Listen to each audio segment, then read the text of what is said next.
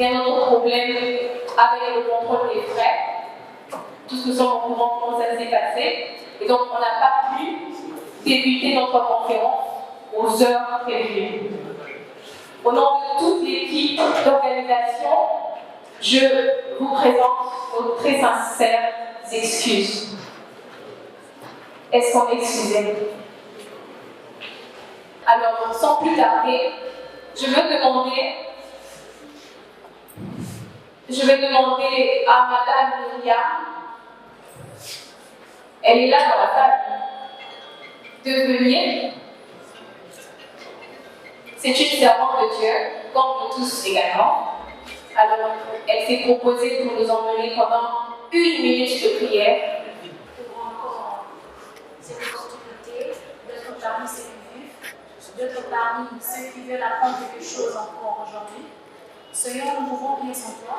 Nous avons besoin de ta présence et nous avons besoin que tu nous assistes. Capacite-nous et permets aux participants d'acquérir la capacité d'acquérir quelque chose cet après-midi. Seigneur, nous remettons tout entre tes mains. Prends le contrôle de ce moment au nom de Jésus-Christ. Amen. On va dire 1 minute de silence pour nos confrères qui sont à l'est du pays.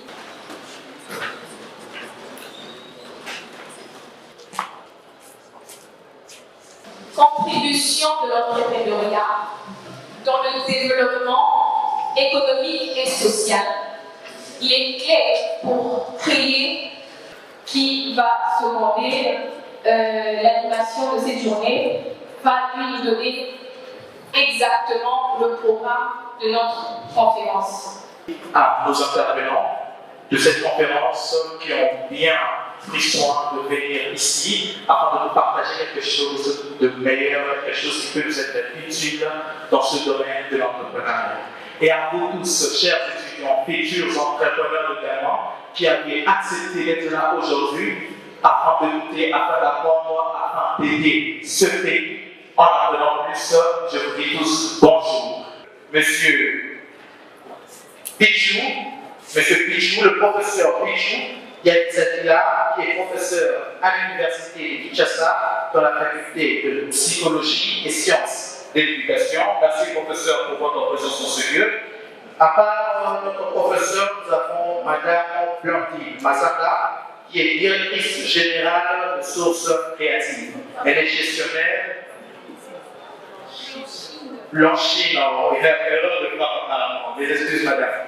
Madame Blanchine Mazanga, directrice générale des Sources Créatives, le petit programme qui nous a tous réunis en ces lieux. Voilà comment on va se dérouler cette petite activité. Nous aurons premièrement un peu de circonstances qui sera présentée par Madame Myriam, qui est coordinatrice adjointe de la coquille des entrepreneurs et dégustation de produits. Nous aurons le mot du chef de département, M. Pichou, le professeur Pichou Yadizatila, qui aussi sera intervenant pour l'accompagner pour une de partie de cette conférence sur un aperçu général du thème principal.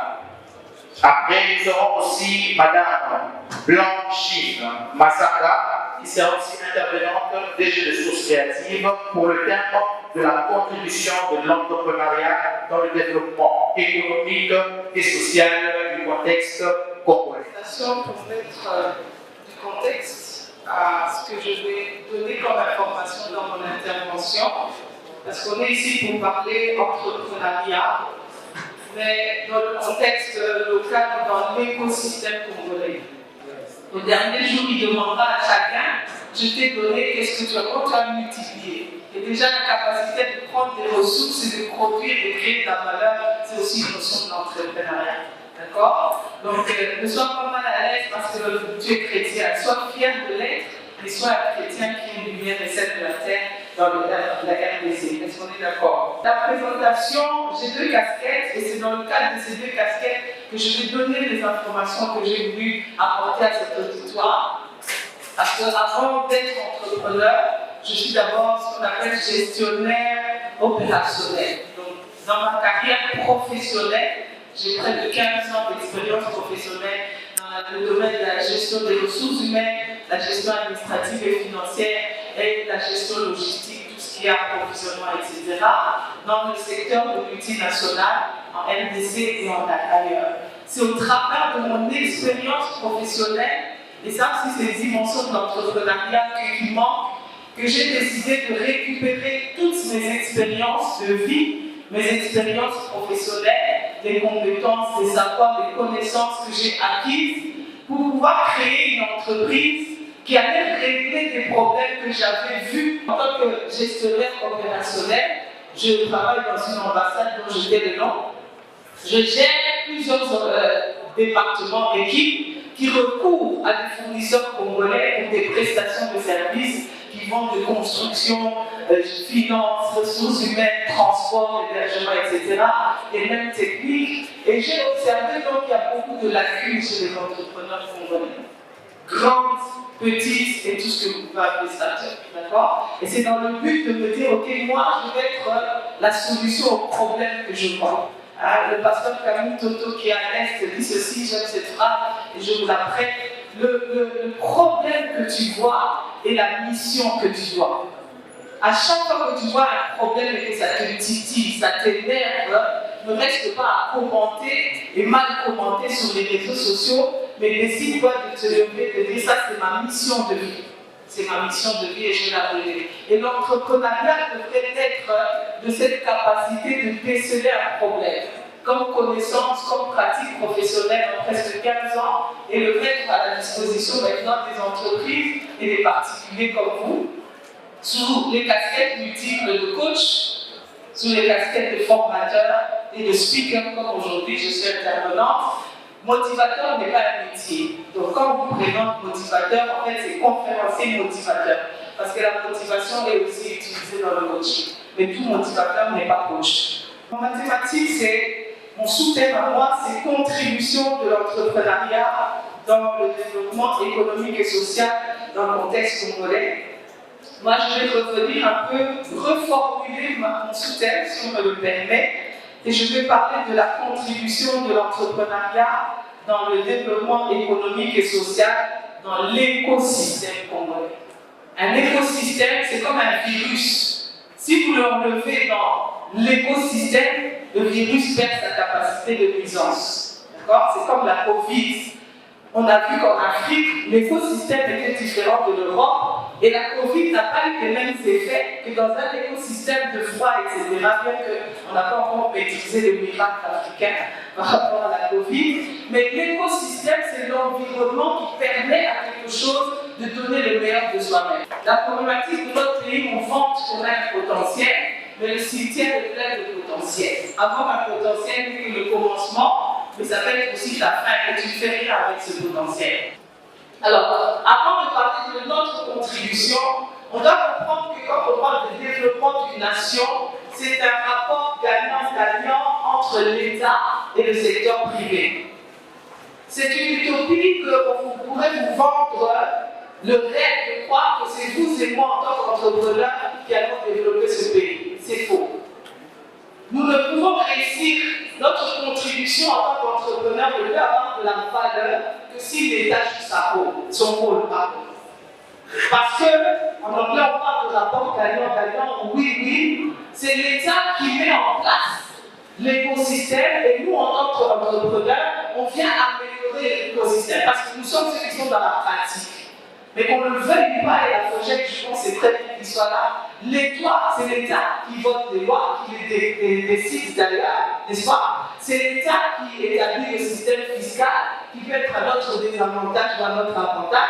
C'est l'État qui doit créer des structures d'État qui accompagnent, n'est-ce pas, le guichet unique. Tout ça, tu ne peux pas exister en tant qu'entrepreneur parce que tu le veux, parce que tu as des bonnes idées. Il faut que le pays dans lequel tu évolues crée un écosystème en termes de loi, en termes de gouvernance, en termes de structure, en termes d'entité, pour te permettre à toi d'évoluer.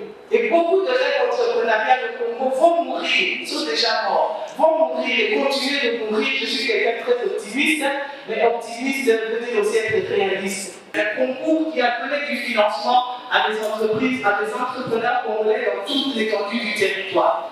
Donc, vous connaissez que nous avons une fédération nationale des jeunes entrepreneurs congolais. Vous savez ça? Qui connaît que, en tant que jeune entrepreneur, vous avez une fédération? Vous vous rendez compte que créer des structures n'est pas la solution au problème. Et c'est ça la problématique de l'État congolais. On multiplie les entités, les structures d'accompagnement aux jeunes entrepreneurs ou aux entrepreneurs tout court, mais ces structures ne sont pas ni efficaces ni efficientes. Elles existent, mais elles ne vont pas jusqu'au bout de leur mission. Alors, c'est là où je reviens. Maintenant, quelle est notre contribution? Parce que je veux alerter tout le monde, si tu as des contacts avec des décideurs, avec des politiques, écris à ton député, dis-lui qu'est-ce que toi tu fais pour nous, n'est-ce pas? Parce que l'État doit créer l'écosystème dans lequel toi et moi on va faire vivre nos projets entrepreneuriaux. 3 points seulement et je vais aller rapidement. Comment est-ce que nous, en tant qu'entrepreneurs, espérons que l'État va ajouter à ce qu'il fait déjà? On remercie beaucoup l'État et le président par rapport à beaucoup de décisions qui ont été prises, mais je peux vous rassurer, c'est encore rien. Je suis allée au Botswana il y a quelques années, et au Botswana, lorsque un jeune se lance dans l'entrepreneuriat, il a des crédits sans intérêt de l'État. On lui donne les services des gens comme moi, des coachs d'affaires, qui vont l'accompagner gratuitement. D'accord? Donc c'est automatique. Tu veux te lancer dans l'entrepreneuriat, on te donne un coach, on te donne des bureaux. Ça va avec. Vous voyez que ça, c'est un accompagnement. Le guichet unique existe. Moi, quand j'ai créé mon entreprise, je suis allée au guichet unique. On m'a donné des documents. Moi, j'ai pris ce qu'on m'a donné. En 2019, j'ai voulu changer le statut de mon entreprise pour devenir Luxembourg. Donc, mon avocat me dit, mais tu n'as pas ça, tu n'as pas ça. J'ai dit non. Il dit, mais le guichet unique devait te donner ça. J'ai dit, les numéros d'ILPP, tout ça. J'ai dit, j'avais pas reçu. Vous voyez, il est là, mais s'il ne fait pas son travail, la structure ne sert à rien. Nous sommes d'accord. Alors, comment toi et moi oublions ce que l'État, et Kennedy a dit, ne demande pas ce que l'État peut faire, toi aussi, qu'est-ce que tu peux faire, soyons proactifs. La première chose, toi et moi, nous devons créer ce que j'appelle un réservoir d'excellence en termes de capital humain. Un réservoir. En tant qu'entrepreneur congolais, tu dois avoir un seul objectif en vendant ton foufou, la chicoire, les sacs, les jolis sacs que je vois là-bas, en proposant des services de photographe, d'infographe, d'ingénieur de son, de décorateur, l'excellence. Déjà dans ce rendez-vous, l'excellence n'y était pas. Ils se sont excusés du retard, c'était indépendant, mais moi je ne regarde pas ça. Le contexte de cette activité, il n'y a pas d'excellence. Vous créez là, il y a déjà 10 000 bananes séchées en sachet qui cherchent des clients. Bon, entrepreneur, qu'est-ce que tu fais des bananes plantaires séchées? Non, voilà. Mais je passais, c'était très bon sac. On a dit, on va se parler cash. Mais les gens qui ont commencé ce business, c'est pour quel débouché? Quand toi tu as commencé, est-ce que tu sais combien de gens sont dans ça depuis 10 ans? Donc quand toi tu crées ce business, c'est une bonne idée.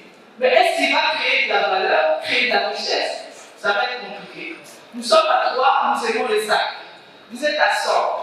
Mais à un coup, même si on veut acheter, à un moment, c'est compliqué, n'est-ce pas? Vous voyez? Combien il y a d'infographes au Congo aujourd'hui? Combien il y a de photographes au Congo? Donc, il y a la théorie de l'effectuation, ça c'est le domaine du professeur, je vais vous laisser, qui est cette capacité, l'entrepreneuriat commence avec une idée. projet. Parce que vous la révélez, vous la faites, vous les, tu regardes, vous les autres, vous les, ok, vous les. L'entrepreneuriat, c'est pas ça. C'est Nababou Nyosoro, laquelle je vais prendre pour maintenant produire de la richesse et de la valeur. On est d'accord?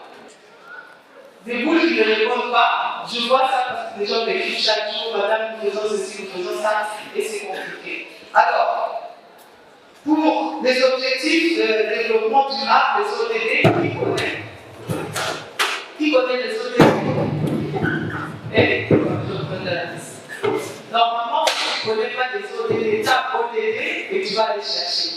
Ta vision entrepreneuriale pour le développement économique et social de la RDC doit être un produit ou un service qui va toucher un de ces objectifs de développement durable, qui est l'éradication de la pauvreté, qui est protéger la planète, donc l'environnement, et qui est garantir la paix et la prospérité. C'est ce qu'on appelle la mentalité d'un entrepreneur. Beaucoup d'entre vous jeunes, dès que vous avez votre propriété, tu achètes une veste, tu achètes une montre, tu achètes un iPad, tu vas louer des bureaux sur le boulevard, tu engages une secrétaire. Ça montre que vous n'avez pas l'esprit entrepreneurial. Donc nous parlons de contribution. Là où chacun de nous, on peut jouer un rôle maintenant, aujourd'hui, en sortant de ce lieu. C'est quoi la première chose que j'ai dit? Un entrepreneur qui est pressé, il doit corriger une affiche 3 fois, tu n'es pas excellent. Vous êtes d'accord? La deuxième chose, c'est quoi? La troisième chose, c'est quoi? La valeur. Je ne vais pas parler d'argent d'abord. La valeur, ça peut être en termes d'excellence, compétence, expertise, ça peut être aussi en termes de richesse matérielle, etc. Merci beaucoup. Madame, pour cette jolie prestation. J'aimerais appeler, voilà, maman va déjà partir. J'aimerais appeler notre chef de département en géo. Nous avons fait une petite rectification. Il s'agit de Madame Louaï Lumumba Jacqueline, chef de département. Est-ce que maman peut approcher sous vos tables?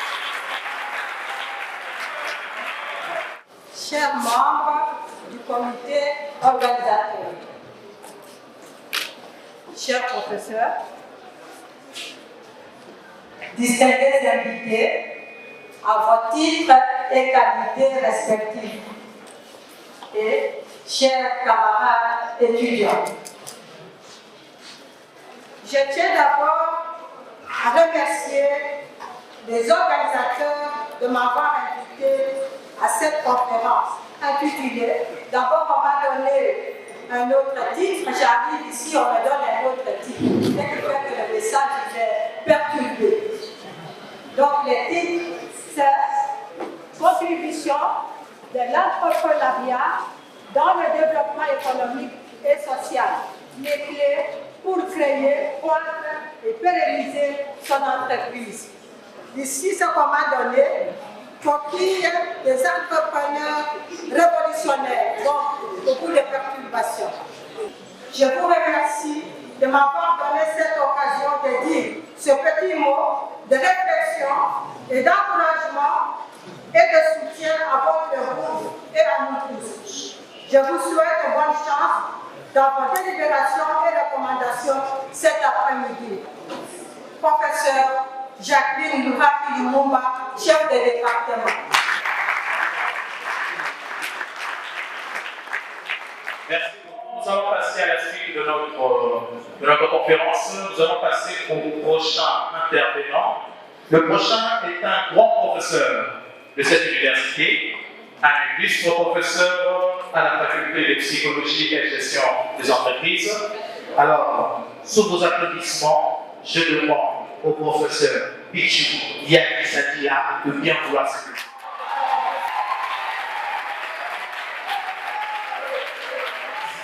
Et encore merci parce que je vois dans la salle les étudiants de Leadership Academia. Thomas, merci beaucoup. Justement pour dire qu'il y a plusieurs universités réunies ici. Sincèrement, merci.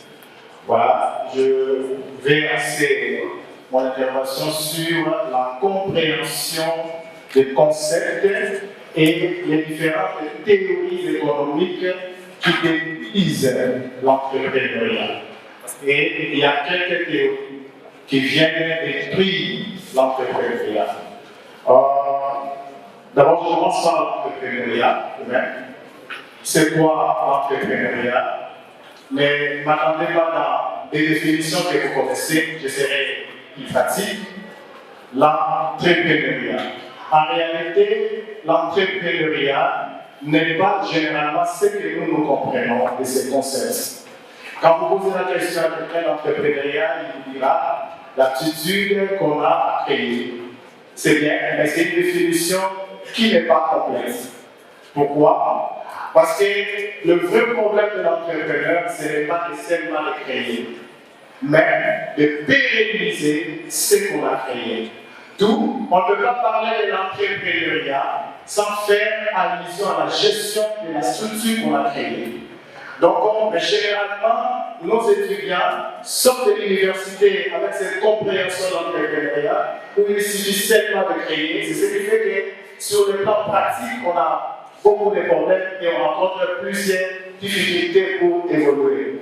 Donc, l'entrepreneuriat ne consiste pas seulement à créer, mais à pérenniser ce qu'on a créé. D'où, avec l'aspect entrepreneuriat, il faut ajouter la gestion de ces entreprises. Parce que j'ai toujours dit que le vrai problème, notre vrai problème au Congo, ce n'est pas d'abord la création d'entreprises. Parce que ces entreprises se créent au jour le jour.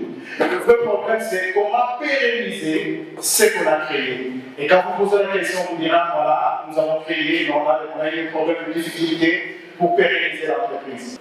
Je me résume pour dire, si vous voulez réussir, changer votre manière de comprendre les concepts entrepreneuriaux. Ce n'est pas seulement question de créer, mais de pérenniser. Voilà pourquoi on a toujours dit entrepreneuriat et gestion. Et l'entrepreneuriat devient un style, non seulement de gestion, mais aussi de vie. On n'a pas le temps pour ouvrir tout ça, mais du moins c'est ce style qu'on appelle les leadership entrepreneurial. Tu travailles pour les autres. Et dans le leadership narcissique où je suis chef, je vais former cordon, non pas pour transformer l'organisation, mais pour que cordon parle beaucoup plus de moi. Ça, c'est pas un chef.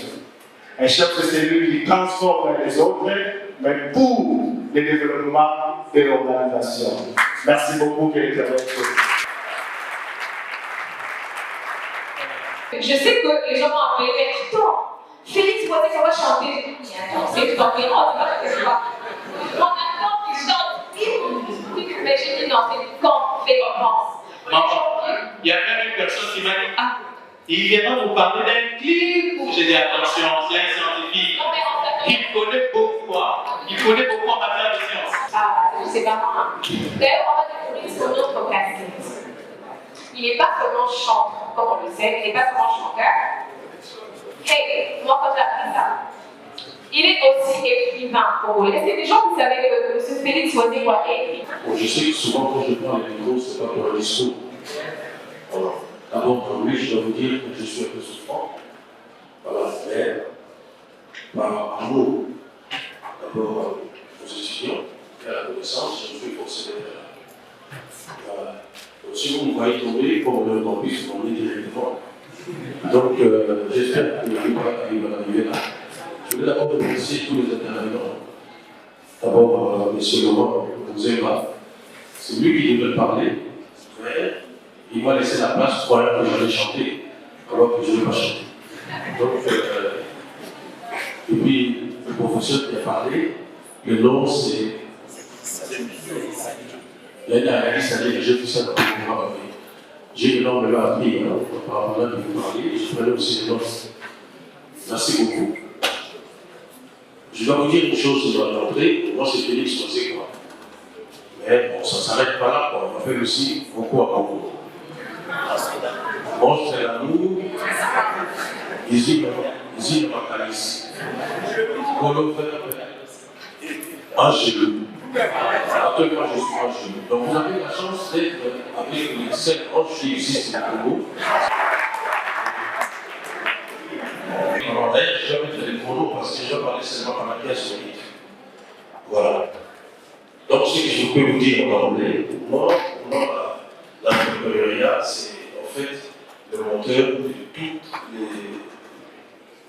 toutes les formes de réussite dans la vie. Alors, c'est parce que les Asiatiques ont été tellement entrepreneurs qu'ils sont ce qu'ils sont devenus, que ce soit pour les États-Unis, etc. Moi, je dis simplement que nous sommes tous quelque part des entrepreneurs. C'est un peu inné, cette façon de pouvoir chercher des solutions pour avancer. Alors, si vous prenez l'exemple d'un enfant qui pleure, vous savez comment il va s'y prendre pour avoir l'aide de sa maman.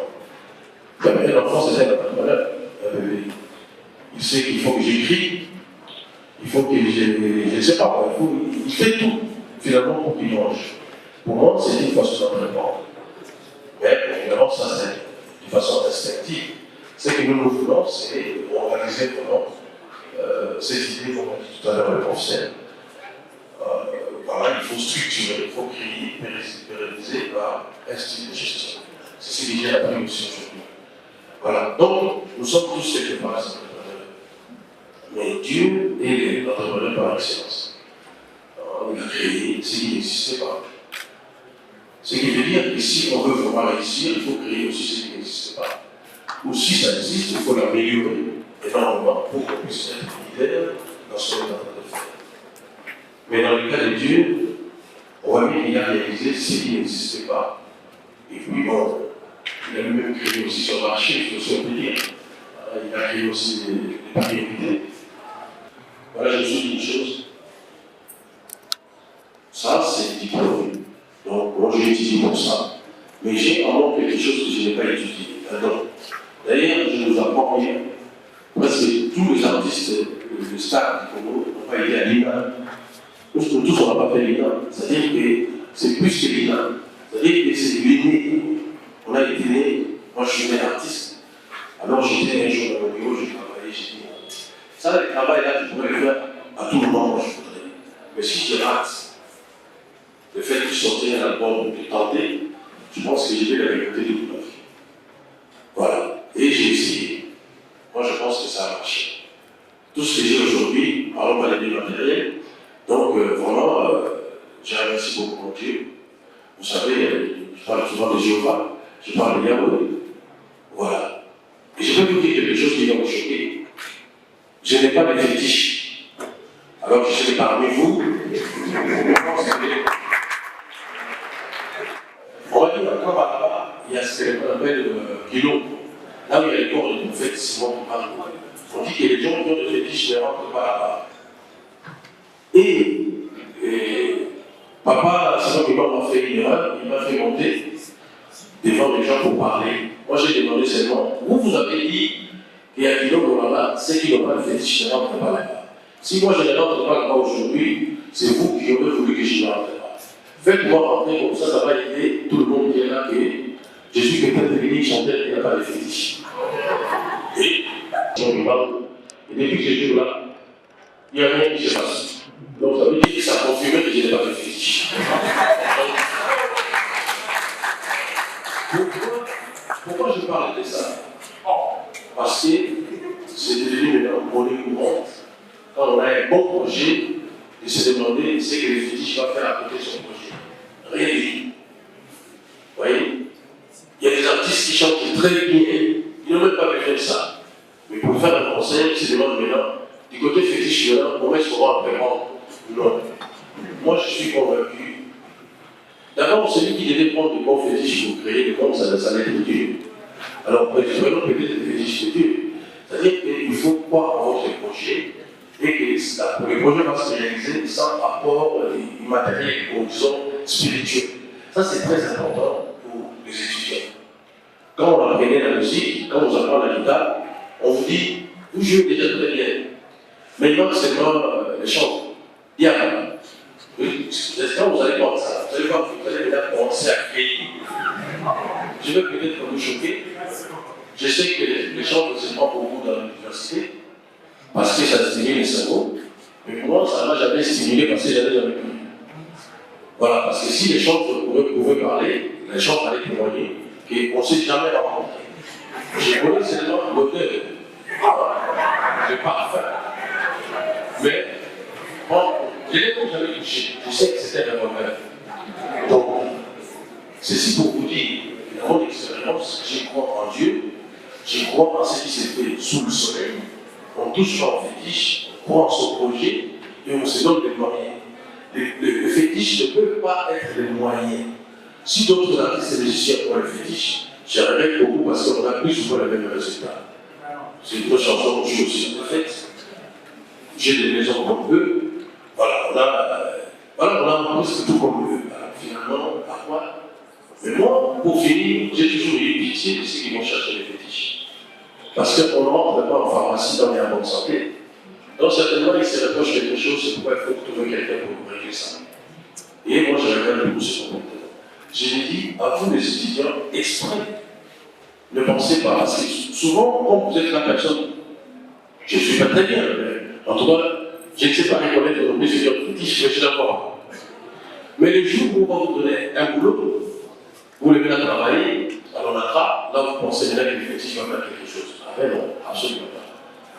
Vous devez garder cet état d'esprit jusqu'à la fin de vos jours, c'est très important. Et ne prétendons pas que ceux qui réussissent ont autre chose. Vraiment, nous vous remercions, c'est bien exposé. Alors, maintenant, nous allons passer à notre prochain intervenant, qui est une personne, déjà au premier regard, on sent que c'est une personne modeste, capable de laisser les autres passer après lui-même. Vraiment, c'est une marque, c'est une qualité que nous apprécions déjà avant même de vous connaître en personne. Merci beaucoup, monsieur. Monsieur Laurent, vous n'oubliez pas de se lever pour que toute la salle puisse applaudir sa personne. Ok, j'ai été très touché de ce qu'ils ont dit. Je vous remercie, mais pas beaucoup. Je vous félicite plutôt. Je vous félicite parce que vous comprenez que vous devez apprendre. Qu'apprendre, c'est écouter l'expérience de plus expérimentés. C'est d'apprendre à écouter ceux qui ont vécu ce que vous voulez vivre. Et ça, c'est le chemin qu'il faut pour l'apprentissage. Et je suis convaincu que ça vous sera bénéfique. C'est vrai qu'on va dire que je suis gentil, je ne suis pas sûr. Mais par contre, je vais vous dire, je suis dur. Et très dur, surtout avec des jeunes. À tout moment où je me retrouve face aux jeunes, surtout dans le milieu étudiantin, je sors des mots pour vous réveiller, pour vous dire il y a du chemin. J'ai appris de mes prédécesseurs, ils ont dit des choses très intéressantes. Le professeur, comme on nous a dit, on a senti le professeur de l'université. C'était très bien, merci beaucoup, félicitations. Alors, que dire de beaucoup à beaucoup? Ça, énormément de choses. Surtout, on a senti du vécu. Moi, je ne vais pas revenir sur ce qu'il a dit, mais je vais insister sur 3-4 choses qui m'ont touché. Parce que, sur le soutien des clés pour créer, croître et pérenniser son entreprise, moi, Fogec, ce qu'on fera, c'est pour vous aider à croître et à pérenniser. Mais eux, ils ont beaucoup été sur le côté créer. Avant de vous aider à croître et à pérenniser, vous devez d'abord créer. Et je voulais revenir sur les éléments qu'ils ont dit qui m'ont touché. Dans l'exemple du monstre d'amour, il a présenté l'anecdote avec un couloute qu'il avait. Ils ont eu la même chose. Voilà ce que l'un a fait, voilà ce que l'autre a fait. On voit un peu la parabole des talents. La parabole des talents, pour moi, c'est le meilleur texte de la Bible. J'adore la parabole des talents. Mais on lui a posé la question, il ne nous a pas dit. Je crois qu'il ne le dira pas. Mais je suis convaincu qu'aujourd'hui, quand il se regarde, il regarde ce couloute qui avait fait le choix d'aller dans la rue, je suis sûr qu'il a envie. Ça veut dire quoi? Le choix qu'il avait fait, le chemin qu'il a choisi, ça a payé. Très souvent, nous choisissons le chemin facile. Très souvent, nous choisissons le plaisir, le bonheur présent. Mais très souvent, nous restons, nous pleurons. Parce que ceux qui ont pris le chemin dur, le chemin du travail, ils ont le résultat. Le deuxième élément que j'ai adoré, c'est quand il a insisté sur le côté pas de fétiche. Je pensais qu'il allait rester sur lui qui n'a pas de fétiche. Mais je voyais l'élément sur lequel ça allait compliquer, mais heureusement il en a parlé. C'est l'élément où arrêtez de croire que tous ceux qui ont réussi, ils ont eu quelque chose. Pour moi, c'est des phrases que nous avons pour justifier notre paresse. Parce que nous n'avons pas fait, parce que nous n'avons pas le courage de faire, on se dit non, ceux-là parce qu'ils ont eu. 2014, j'étais chez Tico. Un jour, un collaborateur qui dit ah non, ma famille, pas aussi ça. Je lui dis mais pourquoi tu dis ça? Il dit non, mais tu, Fanny, il est loin. Mais loin à quoi? Simba, Balo, tout ça. Je dis mais ce dont tu parles, tu le sais, tu l'as vu, tu as entendu, parce que non, mais tout le succès qu'il a, ça ne peut pas être comme ça. C'est au bureau que j'apprends qu'on les avait appelés la veille. Et là, je n'étais pas content de mon assistante, à qui j'ai reproché, parce que c'est jeudi que je lui avais demandé de leur donner rendez-vous pour Paris. Mais pourquoi je lui ai donné ces rendez-vous? Jeudi, jour, mon courrier, mon partenaire de courrier, je reçois un courrier qui me dit ok, suite à votre disponibilité pour la conférence, nous tenions tellement à ce que vous soyez là. On a changé les dates.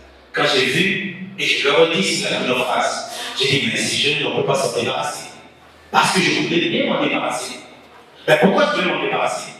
Parce que je suis fatigué des conférences où on dit les mêmes choses, où on tourne sur ce qu'on dit, il n'y a rien de concret. J'en ai eu plein. Quand j'ai reçu cette demande de conférence, je me suis dit, c'est une énième conférence. Donc, ils n'auraient pas eu de la persévérance. Ils auraient été dans la facilité, le haut, il a refusé, ben, ils sont toujours comme ça, tous ces gens-là. Ils sont entrés dans le machin, ça les empêche de rencontrer des jeunes, ou parce qu'ils voient tellement l'argent du pays qu'ils ont peur de nous, bah, c'est leur problème, on laisse tomber, on a mieux. Ils auraient été dans cet état d'esprit, je ne serais pas là et je n'aurais pas financé cette activité. Parce que j'ai eu le courage de dire, de persévérer, de écrire à nouveau. Et quand j'ai lu ce courrier, j'ai dit à mon assistant, appelle-les, je veux le voir. Parce que c'était quelque chose que j'apprécie. J'aime le courage, j'aime les gens qui se battent pour ce qu'ils veulent. Et ça, il faut commencer par savoir ce qu'on veut. C'est là la persévérance. Mes prédécesseurs ont parlé encore, Soazibo a parlé encore de la souffrance, le chemin de la souffrance pour y arriver. Et ça, j'ai aussi vu qu'il appréciait le fait que ceux qui ont souffert ne doivent pas croire que tout le monde doit souffrir, doit avoir le même chemin. C'est vrai que souffrir, passer par les difficultés, c'est important pour forger, mais on n'est pas obligé que tout le monde passe par là. Alors ça, je l'ai apprécié parce que moi j'ai pensé à quelque chose. Moi j'ai pensé plutôt à ceux qui réussissent, qui ne disent jamais comment ils ont fait pour réussir. Ils pensent qu'en le disant, les autres réussiront aussi et leur prendra leur place. Et ça, c'est l'erreur que nous commettons toujours. Nous commettons l'erreur de croire qu'on peut être heureux seul. Pour moi, nous devons apprendre à être heureux avec les autres, être heureux à plusieurs. Si nous sommes nombreux à être heureux, la quantité de bonheur, le professeur de l'économie le dira, va augmenter. FOGEC permet un accompagnement, une garantie pour le financement. Je sais que nous sommes dans certainement des projets, des idées. Aujourd'hui, vous avez c'est que c'est FOGEC, alors travaillez en fonction de ça. Tout à l'heure, nous allons appeler Monsieur Isaac Béa, étudiant à l'Université de Kinshasa en L1 entrepreneuriat, coordonnateur adjoint de coquille des entrepreneurs révolutionnaires. Merci à tous ceux qui sont là présents dans cette salle et merci énormément au DG du FOGEC, au président Félix, à Madame Blanchet qui n'est pas là, au professeur Pichou, grand merci de votre présence, vous nous avez énormément honoré. Tout à l'heure, j'avais avoir très mal au cœur parce qu'on a eu certaines difficultés au début pour organiser cette activité, mais comme l'a dit M. Laurent, le courage Et cette ténacité, c'est une des qualités que tous les entrepreneurs devaient avoir. J'ai pensé qu'on allait acclamer. Ok, là je suis un peu jeune, hein? Je suis un peu très jeune. J'aimerais vous parler du projet Campus Food. Alors, comme vous savez, je suis coordonnateur adjoint de la coopérative entrepreneurs révolutionnaires. On devait normalement avoir une intervention de eux qui devait nous parler en long et à large de ce que c'est que la coopérative entrepreneurs révolutionnaires. On n'a pas eu suite aux difficultés que je vous ai parlé au début. Alors, je vais brosser rapidement ce qu'est la coopérative entrepreneurs révolutionnaires. La coopérative entrepreneurs révolutionnaires est à la faculté de psychologie et sciences de l'éducation, où il y a une faculté, entre guillemets, que beaucoup ne connaissent pas, la gestion des entreprises et organisation du travail. La faculté de campus, mais aussi de l'université, ça produit ce que ça produit et ça produit ce que vous êtes en train de voir. Pourquoi on a créé cette structure? C'est justement pour donner un cadre à l'entrepreneuriat. On parle de l'entrepreneuriat un peu partout dans le pays, mais c'est dans le milieu universitaire, je le disais au DG, où il y a cette matière grise et fraîche, où nous apprenons comment gérer, comment développer, comment pérenniser, comment croître, comment créer, comment même des cours de créativité, où nous savons comment est-ce qu'on peut avoir des révolutionnaires est en train d'évoluer très rapidement.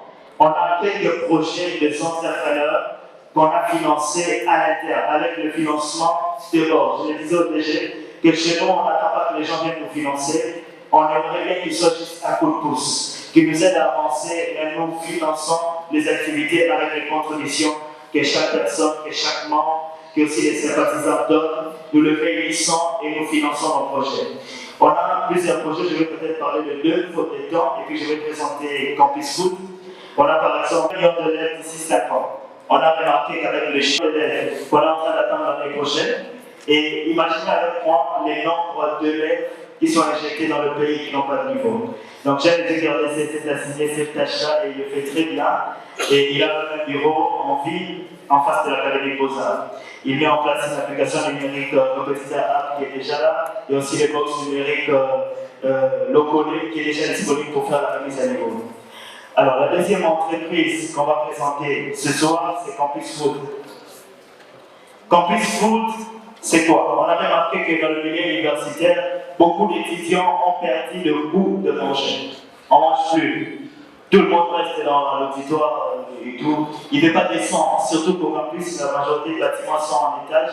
Il ne veut pas descendre pour aller manger. Pourquoi? Parce que les espaces ne sont pas bien aménagés. Le moment qu'ils vendent, c'est un peu comme ce qu'on voit. On ne mange pas bien, on ne peut pas bien étudier. Je sais que ici, nous avons beaucoup de choses comme les maths, ainsi de suite. On dit que le ventre affamé n'a pas. Campus Food. Campus Food, c'est quoi exactement? Campus Food, c'est une entreprise, c'est pas vraiment un restaurant, non. Campus Food, c'est une industrie de production à la chaîne de la nourriture pour tous les sites universitaires du pays. Alors, Campus Food s'est assigné pour mission de pouvoir assembler l'expertise gastronomique qui sera accessible aux plus basses échelles, qui peut fournir de la nourriture aux étudiants, ainsi de suite, mais aussi dans un cadre qui peut permettre à tout le monde de